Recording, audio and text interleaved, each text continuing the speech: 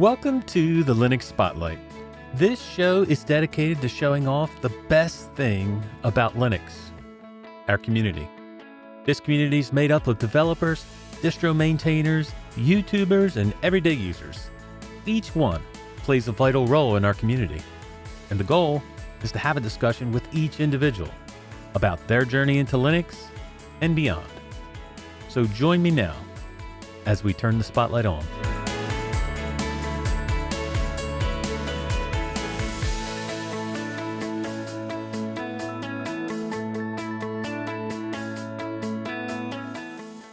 Hello, I'm your host, Rocco, and with me today, our special guest is Uri Herrera. Uri, how are you? Hey, cool. All right, brother. Thank you for joining me. I really appreciate it. You are the project lead for NitruxOS. You're a web designer, a developer, and that kind of tells us about what you do. But who would you say Uri Herrera is personally? Well, I would say that I'm a graphics designer that happens to like computers very much, and that I should probably study something else.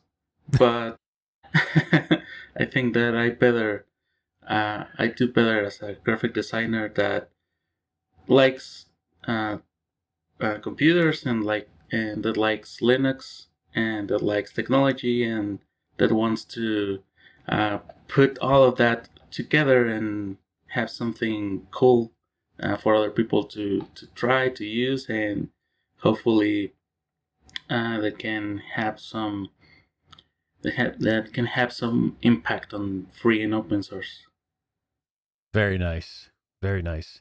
So before we get into like computers and Linux, do you have any other hobbies outside of Linux? Well, I also play the guitar, and I'm a gamer, so yeah, Nice. mostly those two. So like, what would you say you enjoy doing more, guitar or the gaming? Uh, well, I guess gaming. That's the thing that I do the most. All right. Are you like what genre do you like? FPS? Are you RPG or what? I definitely like RPGs and RTS games.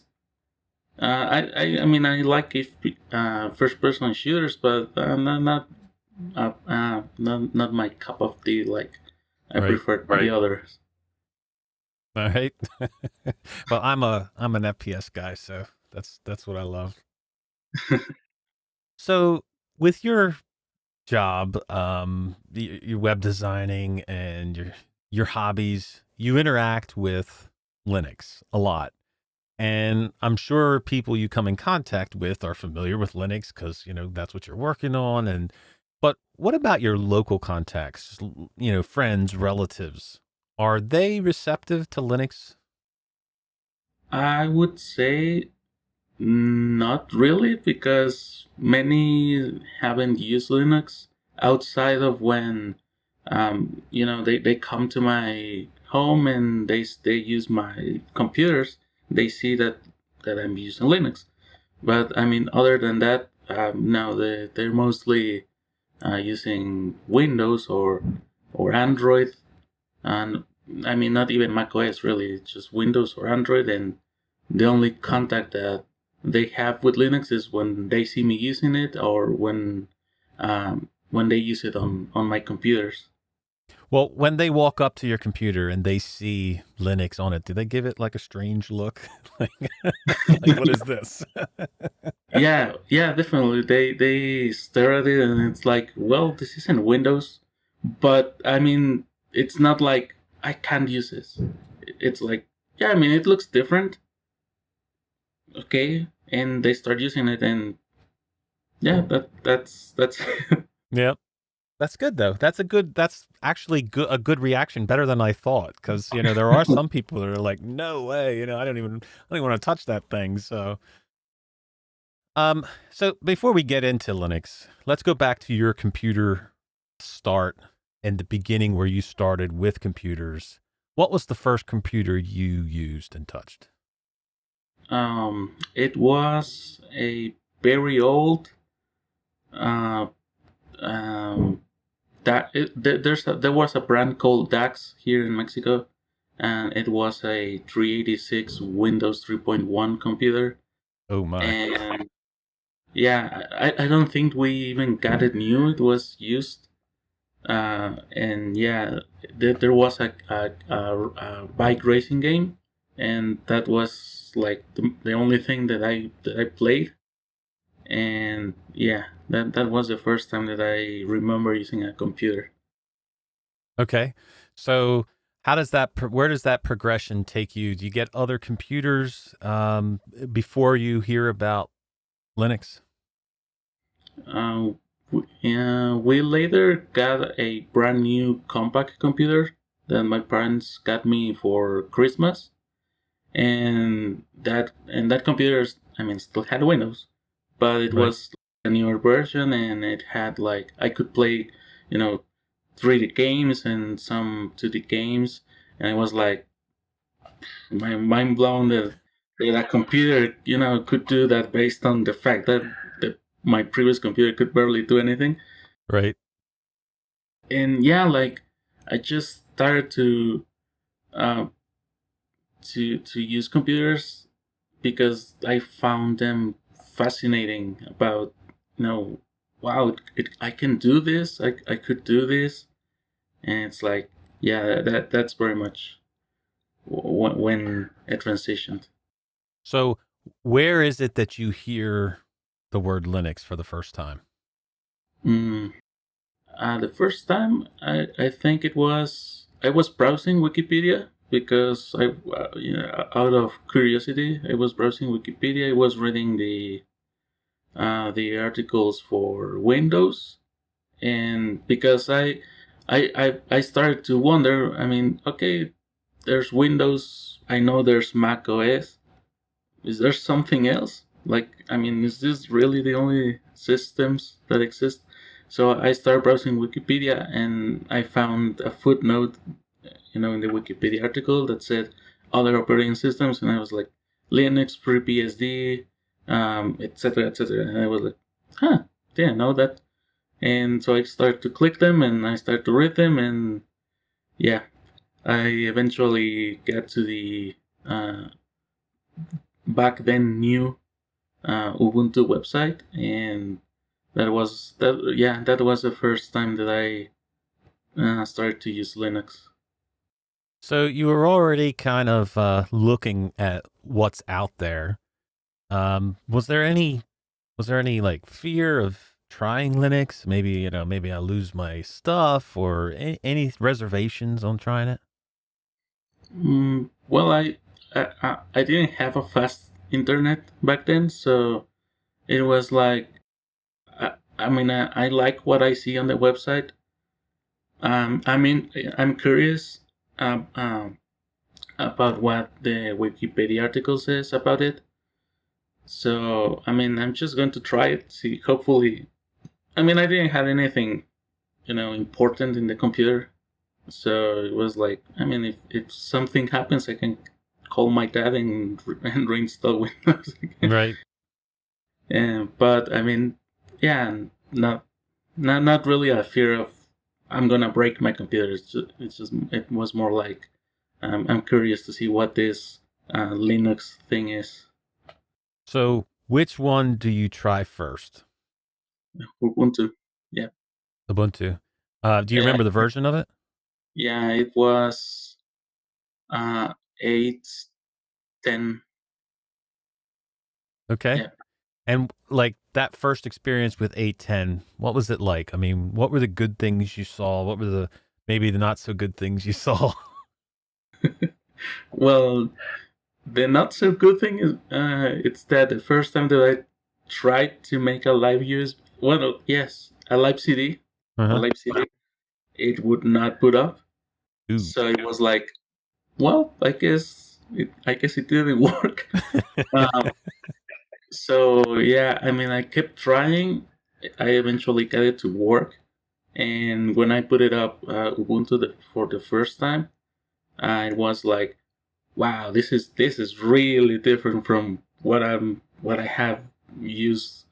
Uh, this is not Windows, definitely. Nah, And that's definitely different. it's very different, but I mean, it's so different that wow, this is so cool that it's so different.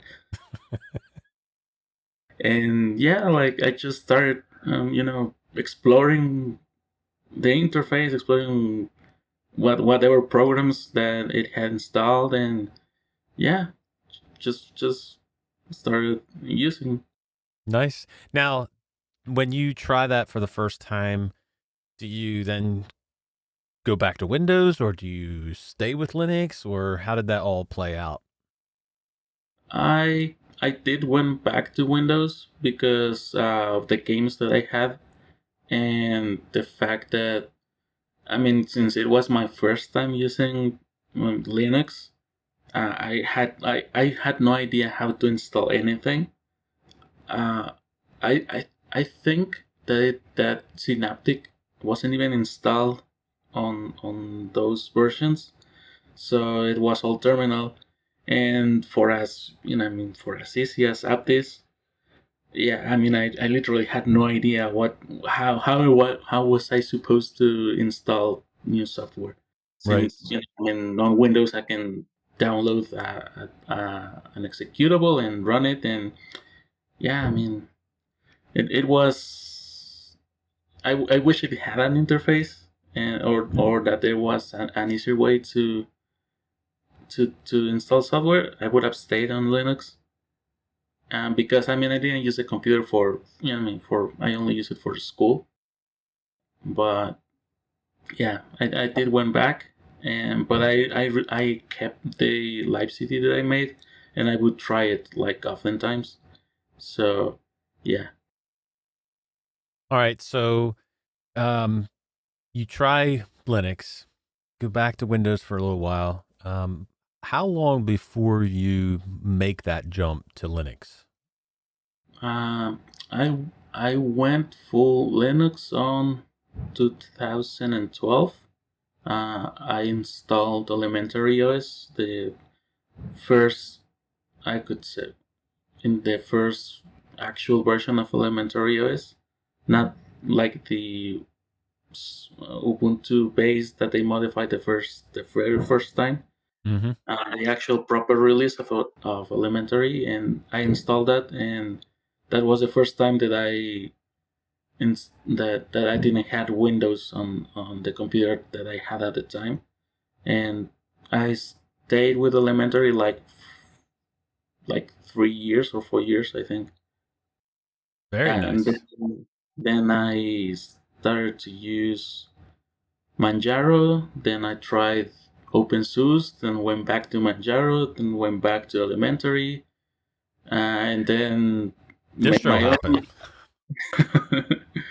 Yeah, yeah. And then I started Nitrux, and I stayed with Nitrux. All right. So, do you still use Windows or Mac in any way? Yeah, yeah. I still use Windows for gaming. I do. I also use macOS, but I have it on a separate computer.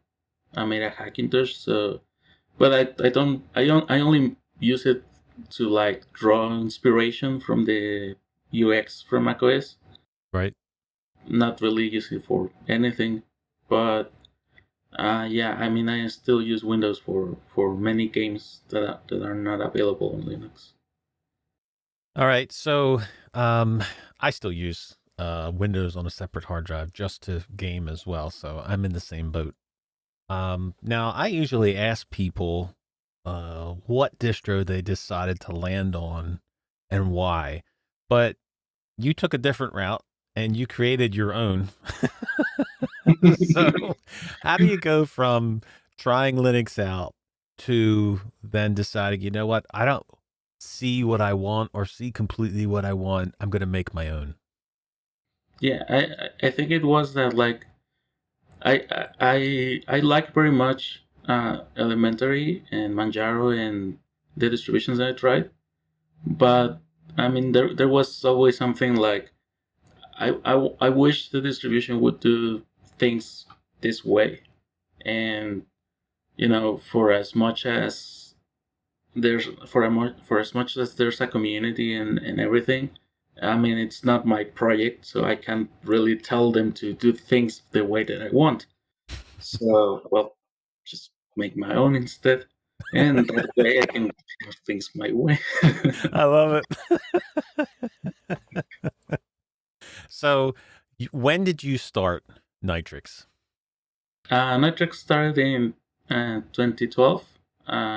It started as a project to create artwork. I was in college at the time, so yeah, most of the early work of Nitrux, it's mostly icon themes and GTK themes and some plasma themes, so wallpapers, and yeah. So for the first 3-4 years, it was mostly artwork.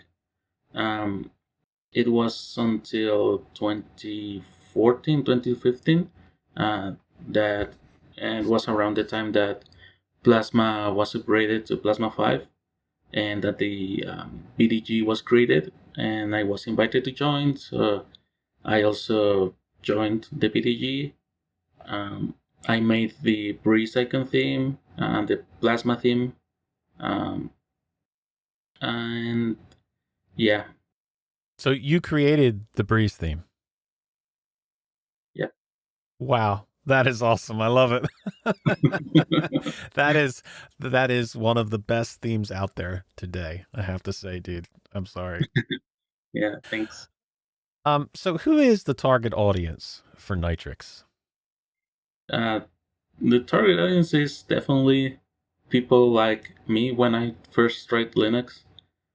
People that they are curious about what else is out there, and people that just want to use their computers, like don't want to.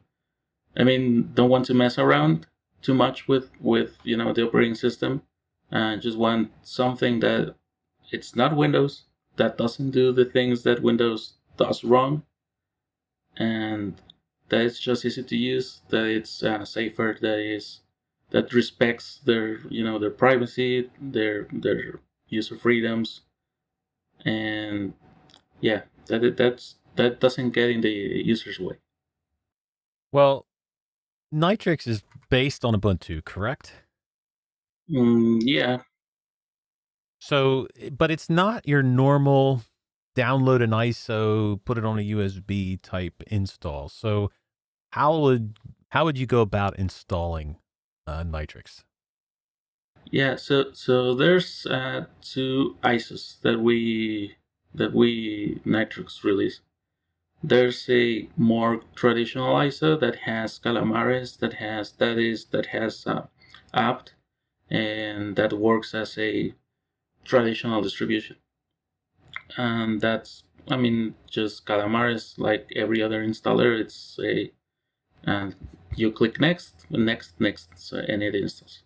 And then there's the development ISO, which uses CNX, which is not a traditional distribution in any way. So Right. that one is it's a lot more polished. But yeah, that the point of the development ISO with CNX is that um, it's easier to manage. Not only the distribution, there's no package manager in the traditional context. To upgrade or downgrade or backups, you use CNX in the development ISO.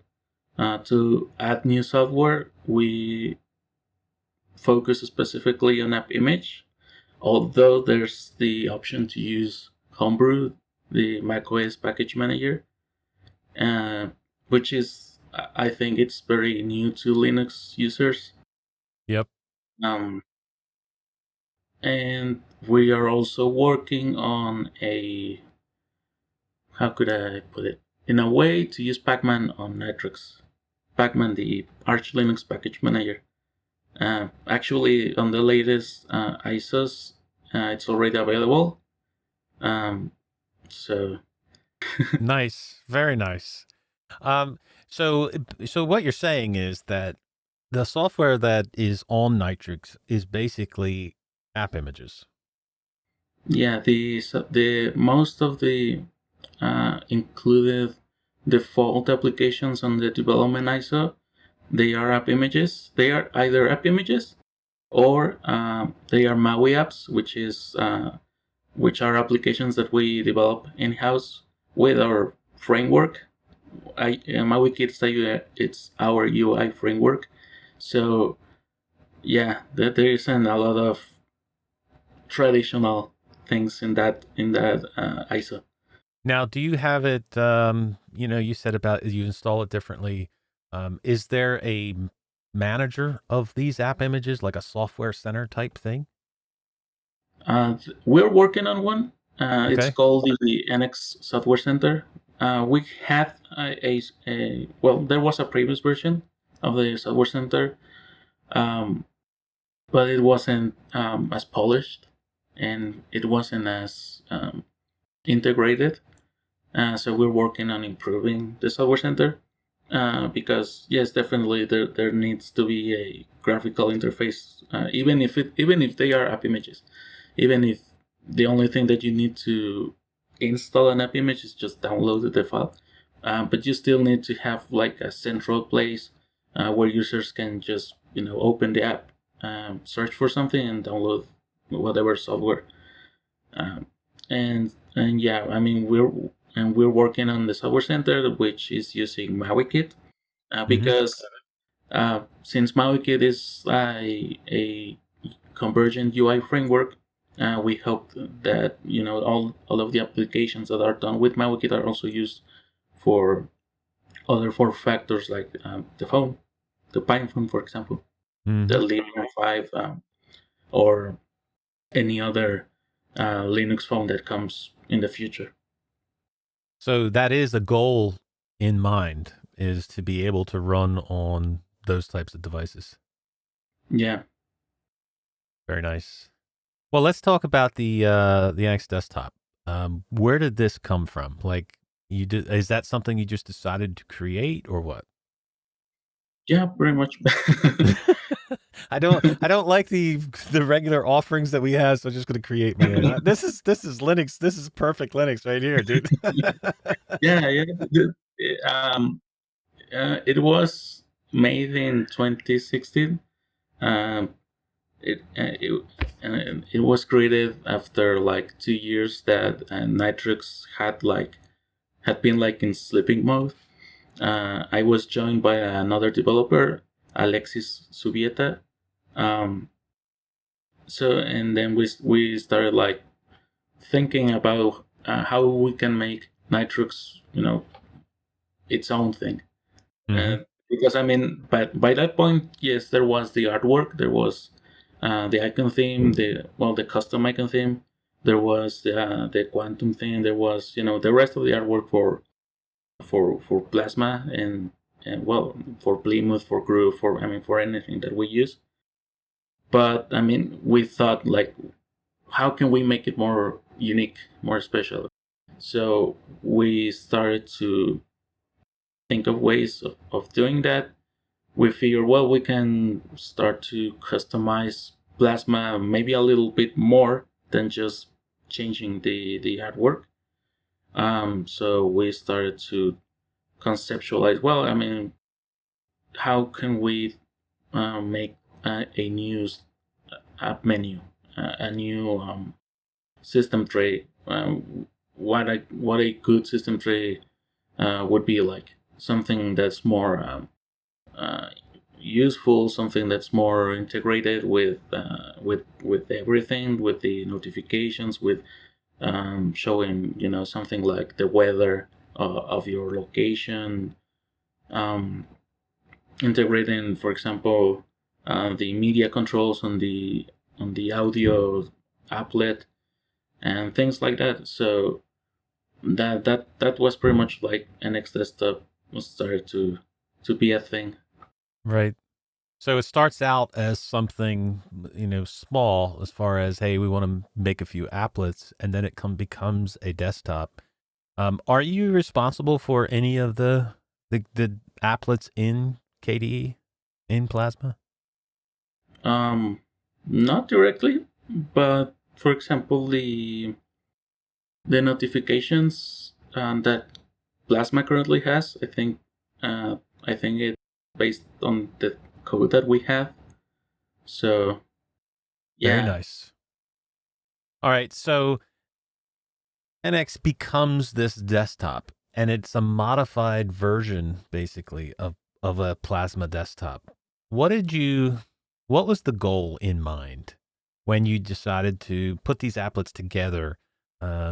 When you look at KDE, or KDE Plasma, I should say, when you look at that, and then you say, we're going to make these couple things better, what's the total goal in mind when you decide to go for the desktop, the whole desktop environment? Yeah, so we wanted to start first like with the desktop shell, which is basically what if you install NX Desktop, which is currently, since we're still working on the MAUI apps, which would provide the core software suite for an operating system. The But eventually the desktop shell will also have replacement applets for the current ones made in MauiKit. And the whole point of doing that is to have a convergent desktop. Well, I wouldn't call it a desktop anymore since it would not just be on the desktop. But I mean, An environment, maybe. yeah, convergent environment. Yeah, let's call it like that. So yeah, since the point is doing all of the convergency, all of the I can use the same interface on my computer, and then when I use it on my phone, it's the same interface, it's the same interactions. It's of course not the same user experience; they are different devices, but it's the same. The same. The principle is that it's the same code base, so that there's not like there's a mobile version and there's a desktop version. No, the point is that there's a single version that is easier to maintain, that the applications can target to integrate, and that users can accommodate to the form factors more easily. Well, I love that goal to have that convergent environment because, like it's been obviously been tried before. But Samsung Dex came out, and that was the whole idea, was to have your computer and your phone and just basically be they meshed together. And I just love that idea. I just hope it comes to fruition with it because, man, so many people are looking for that right now. Yeah, that's definitely an inspiration for us. I have a Galaxy S9, Mm-hmm. and when I got it, I had to try Dex. Of course. I got the USB-C to HDMI cable, and I tried on a TV that I have, and it was like, wow, this is cool. This is actually pretty cool.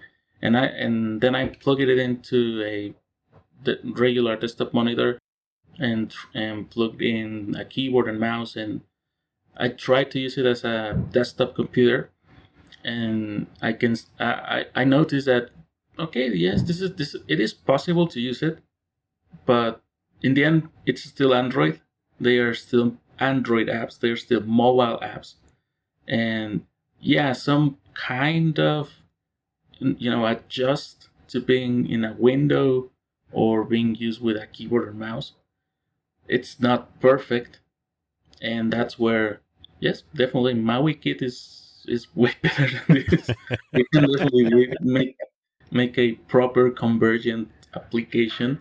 and not just turn a mobile app into a put it on a window, and yeah, it's convergent. Yeah, no, that's not.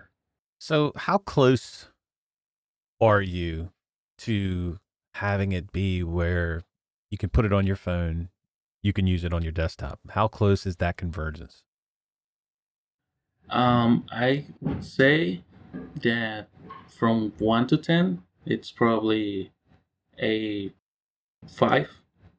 We yeah, I mean, it's definitely halfway, and that's mostly because there's more apps that we have to do.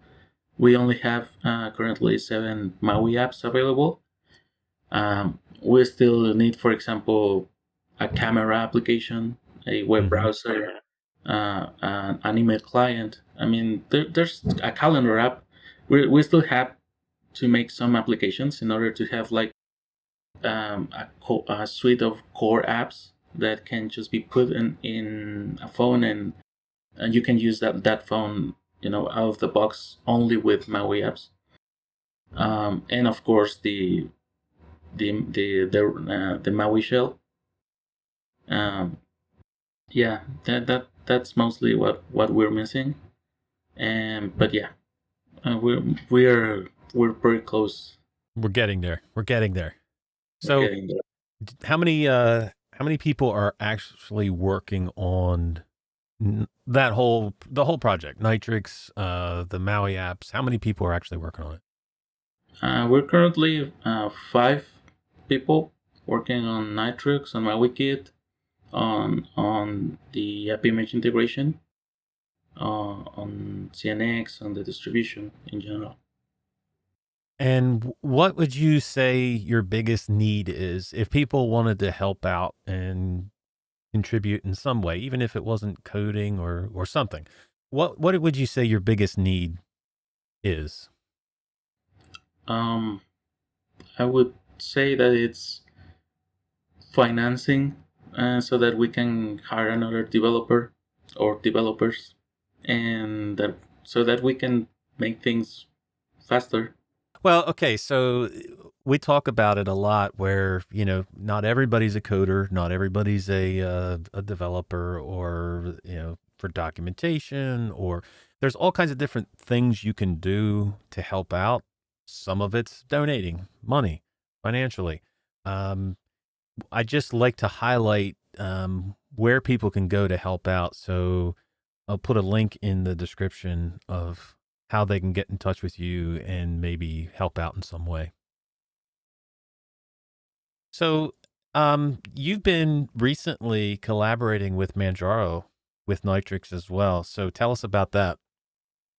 Yeah, it's a very recent collaboration. Manjaro also has an ISO available with NX Desktop and some of the Maui apps. It's pretty much to provide users that want the the NX Desktop, the Maui apps, and but want that on a Pacman base, and with the experience that the experience that they can get from a Manjaro ISO. And yeah, it's just about that. So releasing a distribution, releasing a desktop environment, releasing a whatever it may be, there's a lot of work that goes involved in this thing. What would you say is the hardest thing about releasing a version of, say, Nitrux? um that the release version actually works, that that it doesn't just it's just that I have times that, I mean, there's the deadline, right? We make new releases every month, every last Friday of a month. Wow, So that's a quick release cycle. yeah, so I mean, there has been times that I say, well, okay, this is it, and today is the release day, and there's the ISO, it's ready, and then I do a final round of installing it and see that everything works, and there's always something that doesn't work, and I Right. have to re-spin the ice again, or just fix whatever is broken last minute, and yeah, that's definitely the most stressful thing. Well, what made you pick a quick every month release cycle like that? I was always a fan of rolling release distributions. I've never really liked fixed release distributions. I was I really like the because I use Manjaro. Uh, I was like, yeah, and it is cool to get uh, updates every day, and it the notification that there's an update is pretty cool. So I like having that in the desktop. Um, yeah, that's why. Okay. Well, I mean, that's a great goal to have. Do you think you would benefit from having a longer release cycle? I don't think it would make a lot of difference, really, um, since I would prefer to get to users the latest fixes, the latest versions of what we do as soon as possible, because that gives us feedback and we can improve the software quicker. So if we were to be like, yeah, let's release it today and make a new version 9 months down the road, and that's a lot of, I mean, yeah, we could get 9 months worth of feedback, but that's too much to try to fix in one go, and it's better to do it like this quick cycle where there's yes, there's less feedback maybe compared to a longer release cycle, but we can do the fixes quicker, and users get the fixes quicker, and it goes on. Right. Well, the NX desktop is absolutely beautiful. And, I mean, Plasma already can be made to look beautiful, but the NX desktop takes it to another level, and it is absolutely gorgeous. Um, it is now coming all together for me. And, you saying about the Breeze icons and the Breeze theme, why it is so beautiful because it's you creating it. I love it. So, did you want to? Okay. So you create the NX desktop. Did you want to separate it as far as the theme is concerned from, say, a regular Breeze Plasma? Did you have the idea to say, hey, we need to make it look better or different? Yeah, I mean, with every icon theme that I made, it was always different. They would share maybe the monochrome icons, the monochrome icons on the interface, but I mean the apps, the folders, the meme types. I mean, all of those icons, the devices, all of those icons were always different. I didn't like to, make a 2.0 version of something that already existed. Um, so yeah, I mean, I didn't want to just reuse the the Breeze icon theme or the Plasma icon theme, the Plasma theme that I made for KDE. I wanted something yeah, different. Yep. So, are you responsible for other icon sets and other themes as well? Mm, I made the first icon theme that I made is called the Nitrux icon theme. The second one is called the Compass icon theme. The third is called it's not available anymore because I didn't complete it, and that icon theme, but it was called INX. It was based on the look and feel of the icons of iOS 7 before they do that flat Yeah. abomination that I made later. And then I made a then I made an icon theme that I didn't like very much in the end. It was called Flatter icon theme. And then I made the current icon theme that we use, which is called the loop icon theme, and yeah.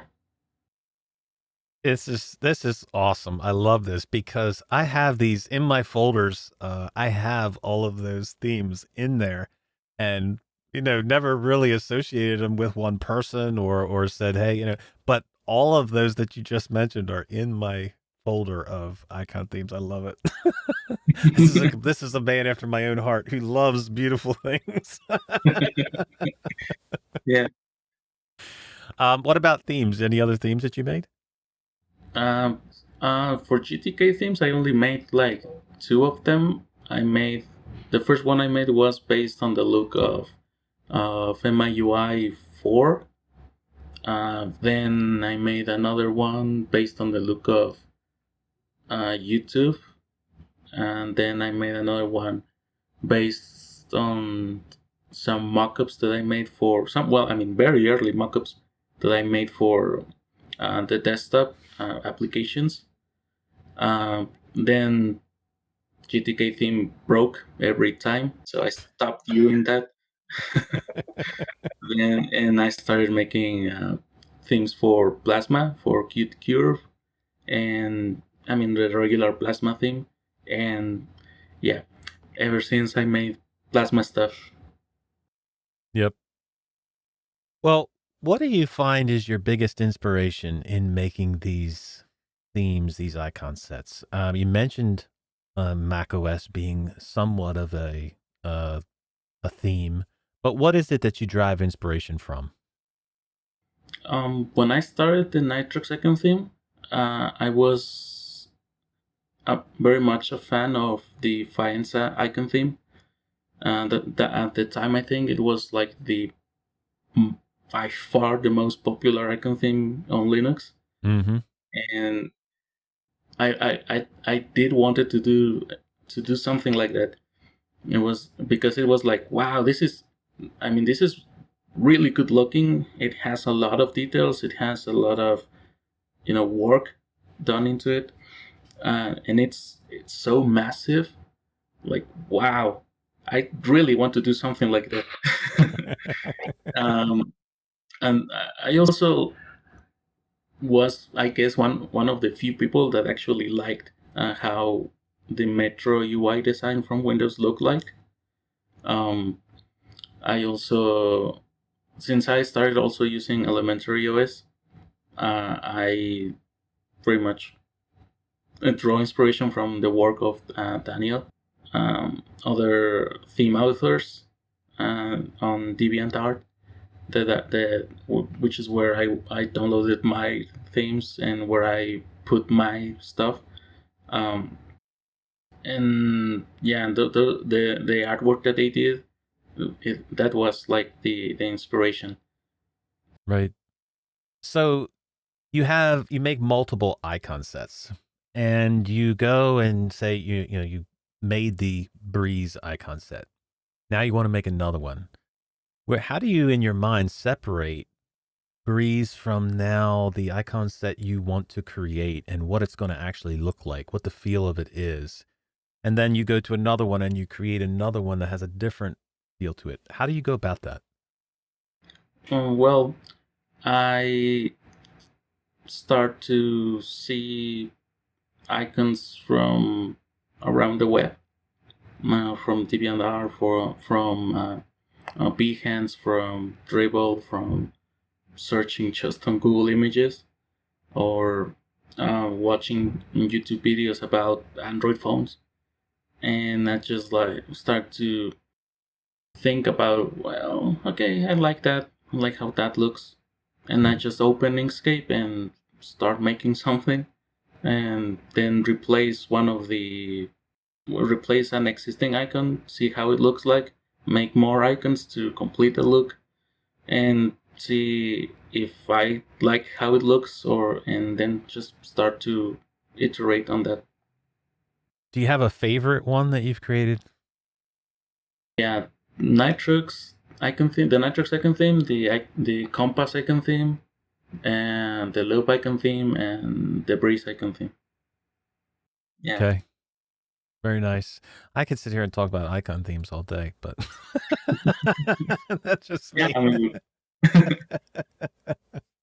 I mean, I'm one of those guys that continually switch their theme usually, and I haven't done it since being on Pop OS. So I've been on Pop OS since April of last year.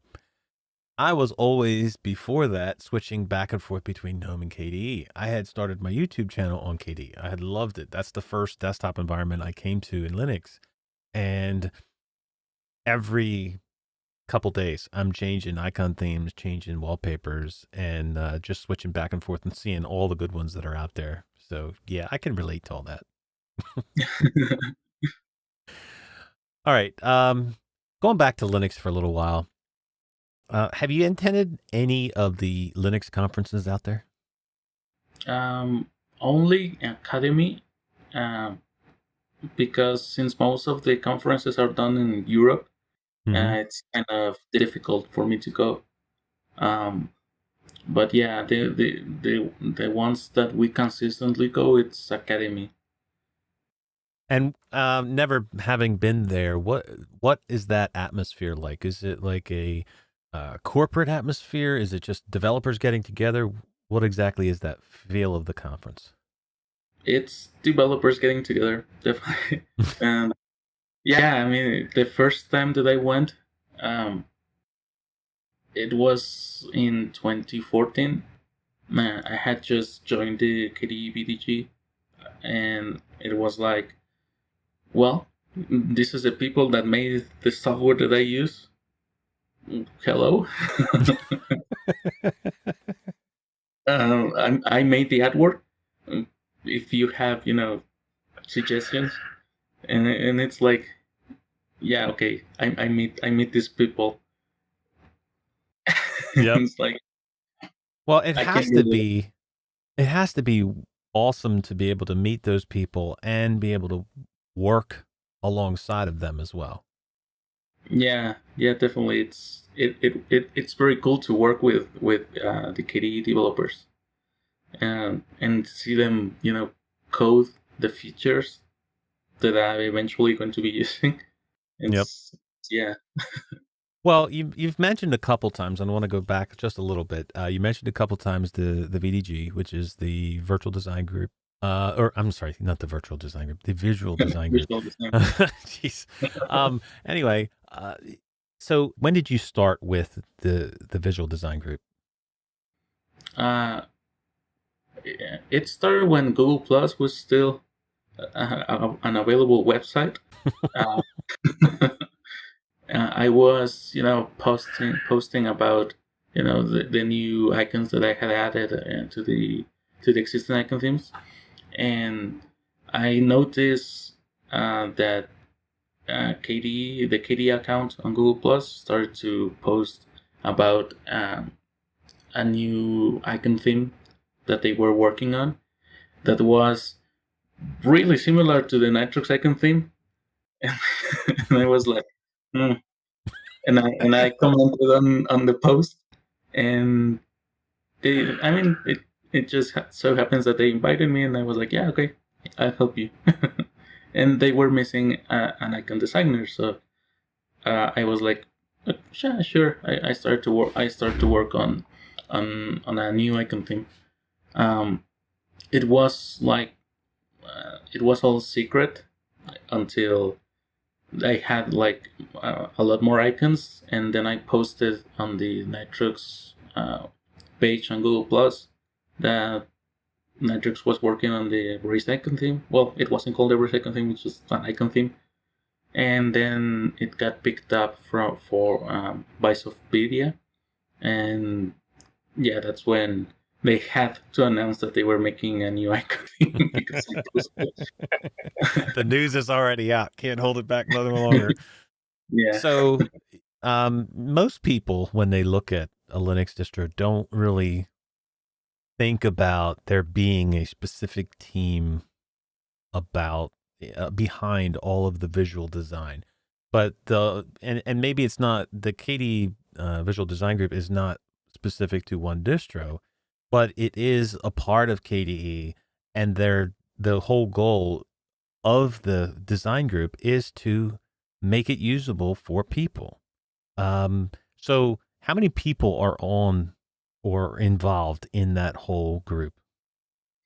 Well, when I was part of the PDG, because I left the PDG like 3 years ago to focus on Nitrux. When I was part of the PDG, there was, I think, like 7 people involved, making mockups, gathering feedback, um, helping redesign the documentation that Katie had, organizing the documentation, organizing the design documentation that there was not a lot about. Yeah, it mostly consisted of documenting everything more adequately to have something that other people can just browse and start to follow right away if they wanted to contribute. And yeah. Yeah. Well, I love the fact that there's, like I said, it's so detailed that there is a whole group of people working on that specifically. So that to Yeah. me is an amazing thing. So, all right, talking about open source software, are you an open source enthusiast to the point where you only want to use open source software, or are you on the pragmatic side of things where you want to use the best tool for the job? I use the best tool for the job, although I would like that every tool that I use was open source. For example, on my workflow, I guess the only non-open source thing that I use is Google Chrome. Um, but for example, I have a friend that does audio producing, so he obviously uses a digital audio workstation, which is proprietary. And for example, for him, I would understand if he wouldn't want to break his workflow just because of an open source application. Right. Probably he would use the open source application. But it's understandable that he would want to continue use that specific application, not necessarily like as they continue using that application on Windows or Mac OS, but I mean he wouldn't have any reserves as to use Linux itself. He would use Linux just if as long as he could use the same software that he's used to make his work. Right. Yeah. Well, um, what you mentioned workflow. What is the workflow that you have? What is the software programs that you need to install to do what you do? Inkscape, GIMP, and any web browser. That's That's it. that's it. That is awesome. I love it. Now, um, how do I don't get to talk to too many people that use it on the levels that you use it. So how do the open source programs like GIMP and Inkscape compare to the proprietary ones in your opinion? Um, it's not about the tools. It's about the people, the person that uses them.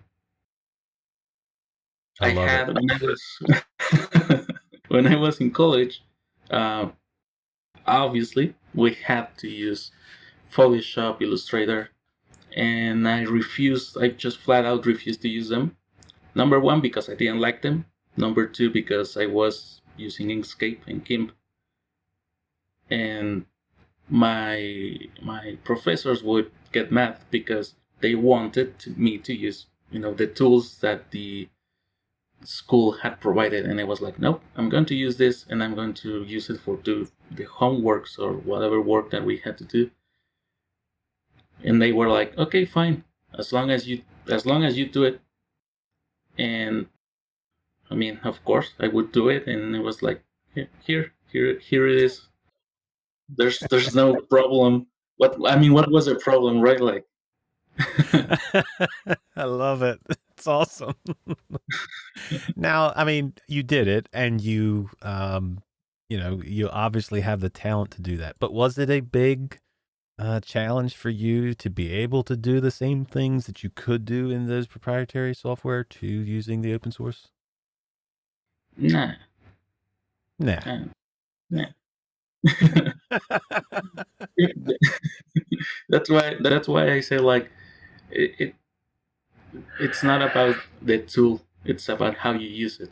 So you can be a pro, on Photoshop, and then not being able to use GIMP. I mean, it's if you know how to use both. I mean, you are the good artist, not Right. the programmer. You're better for it. Yep. Yeah. So when I started using Linux, it was for the reasons of being able to customize it and being able to change the themes, the icons, and all that stuff. And over the years, I found that the community is awesome, and it has become the best reason for me to run Linux. What drives your passion for running Linux? Um, Definitely, I want to innovate. I want to do things differently. Uh, I want Nitrux to do things differently because there's this way of thinking that goes like, what's what's the definition of insanity? Doing doing the same things all over again. Yep. So we don't want to go insane. So. Yep.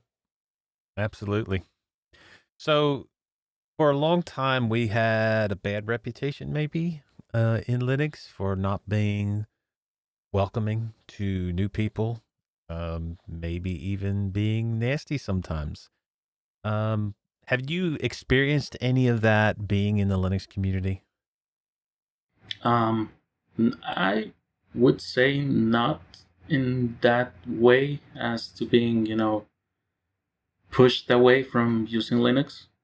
Um, since most of the time that I've been using Linux, it's been about me creating something and people using it. Yeah, sure, I get people that, I don't like it. Yeah, fine, whatever. You don't have to. Right. and, and it's like, but I mean, outside of that, nah, not really, no. Now, when I say that saying that every year is getting better and better. So every year that goes by, we're having less and less of that. So I don't see it as being a big a problem as it used to be. So yeah. All right. So do you have like a favorite project?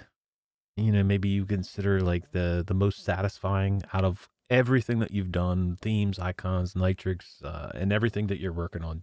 Is there something that sets out in your mind as saying that's the one I love? Hmm. Just one. Well, I mean, you don't have to have one. I mean, you can name a couple if you like. Well, just Nitrux in general. Everything that we do, it's it just goes into that um, vision that I had so many years ago about what I wanted, uh, and it's like it's finally getting to that point that it's that system that I dreamt about, and yeah, so, Nice. every if there's just one, it's Matrix. All right. So let me ask you, what is the best thing and the worst thing about development, coding, and all of that? The worst thing is that I'm not a programmer, and it's very difficult for me to try and get code done.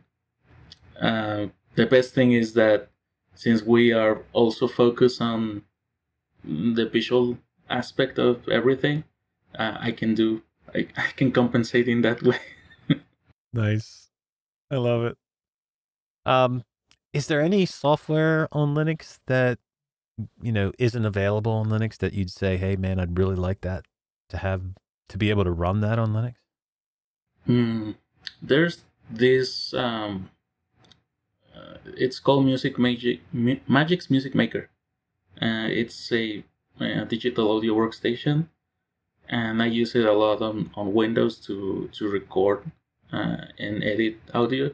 It's pretty intuitive. The interface is pretty good. It's easy to use. It's not like Sonar kind of thing. Um, and yeah, I really, and it's done with Qt. So I don't know why they never released it for Linux. Maybe. So, well, yeah, I guess. I guess I can still hope that one version comes.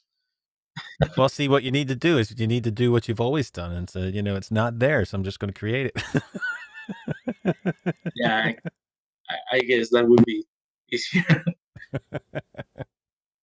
All right. There's a lot of people who feel they can't contribute.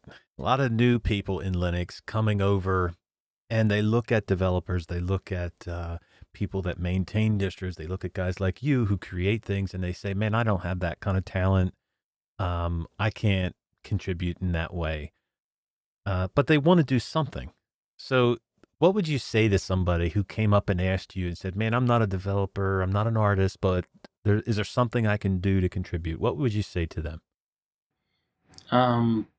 There's definitely always a way to contribute, even if someone doesn't code, if someone doesn't do graphic design stuff, and that's user feedback. And just using the things that we make makes it better for us, because we know we might not see that something isn't working the way that we intended to, and it's a great way for users to contribute, to have their input on the software that they are using. So it's definitely give feedback, being have constructive criticism about the things, and yeah, that I think it's the best way to contribute. Definitely good ways to contribute. And like I said before, you can contribute financially as well. But there are so many ways to contribute. Definitely some good options. Now, you had said about before about convergence and all of this stuff. And, that has been tried. Like I said, the Linux desktop has not taken off like some people have wanted.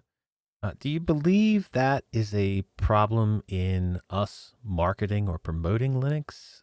Or I should say, a lack of promoting Linux? Or is that even a concern? There is a problem. There's definitely a problem in marketing Linux. More like the lack of marketing Linux. Yes, agreed. It's kind of complicated because you have so many Linux distributions, desktop-oriented Linux distributions. I mean, specifically what we do, and it's kind of like, how do you make a broader marketing campaign that encompasses all of the distributions that still says drop Windows and use Linux, and then pick one flavor of Linux. And I guess also the thing is that some people might find it overwhelming, that there's so many distributions and so many different teams with different goals, and it's kind of difficult in that way, because it's like, for a long time, when you search for Linux, you would get Ubuntu, and people would associate Ubuntu with Linux, and yes, Ubuntu is Linux, but Linux is not Ubuntu. Right. And yeah, that's, I think it's a problem, like trying to make a marketing campaign just the Linux desktop. It's like kind of difficult. It's kind of difficult.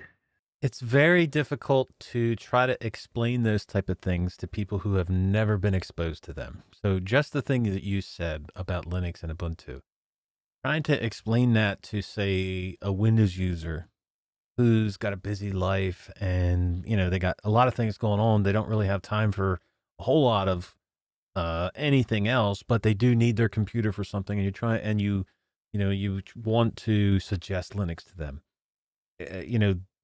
That is that alone is a hard thing to explain to them and for them to really understand it or even want to understand it. And then you go into the different distributions and how many we have and desktop environments. And yes, it's very complicated. Yeah. All right. If you could change one thing about Linux, what would it be? One thing. The marketing. I guess, yeah, I mean, yeah, because it's like, it's difficult to put all of the distributions under a single thing, but then in order to get the word out, you have to focus on just one, or maybe even just one type of distribution. Right. And that distribution has to be professional, from being developed by maybe a company, so that people don't that are not familiar with Linux don't get the idea that it's not, that it's made from by someone on the basement, the Mm-hmm. stereotypical thing. Do you think we could decide or come to a conclusion on which one that would be? I don't know if we could. Like as a community, I don't know if we could come to say, okay, that's the one we want to promote. Like that's the distro or whatever that we want to say is maybe not the only distro, but maybe a core distro to say, if you're coming to Linux, check this one out. I don't know if we could come to a conclusion on that. Yeah, I mean, it's like trying to recommend anything else. I mean, everyone has their own things that they like, their own opinions. It's we Yeah. can because we can come to a majority vote in what would be something for a new user that isn't, overwhelming, that while yes, it works differently, it does things differently, it looks differently, it's still the same workflow that you are used to on Windows or macOS. And yeah, I mean, maybe we can, uh, you know, pull together in focusing on marketing that specific aspect, but not like maybe a specific distribution. Yep. All right. So thinking about the reasons that you chose to run Linux to begin with, are they the same reasons today? Mm, yeah, I'm still curious about what else we can change. I love it. Um, is there anything else you want to share with people? Um, yeah, use Nitrux, give us feedback, and yeah, just help us make our stuff better. All right. So how can people get in touch with you, Uri? Well, I'm on Twitter. My handle is at Uri _Herrera. Uh, Nitrux is also on Twitter. It's Nitrux _NX. The same handle is for Mastodon and Instagram, and we're also on Facebook. We're also on MeWe.com. Uh, uh, we have the blog we have is on Medium. You can just search for Nitrux, and we have a public Gitter channel. It's gitter.im dash public dash not yeah dash public dash Nitrux, or you can just search Nitrux in there. And yeah, we also have a YouTube channel, although there's not a lot of content, just some videos demonstrating B-metal and a little bit of CNX. And yeah, that's. Do you have a Patreon account or a PayPal account that people can donate to? Yeah, we're also we're also on Patreon. It's patreon.com/Nitrux, and the PayPal link is paypal.me/NXNitrux. Very nice. Very nice. Well, Uri, I want to thank you for sitting down with me. I want to thank you for all of the contributions that you have made over the years. I wish you the best with Nitrux. And to be honest with you, I really want to thank you for having that visual eye that an artist has to make things look better in Linux, because I love that part of it. Thanks. Thank you for having me. All right, that's going to wrap it up. Thank you all for joining us this week as we spotlight the best thing about Linux, our community. Until next time, long live Linux.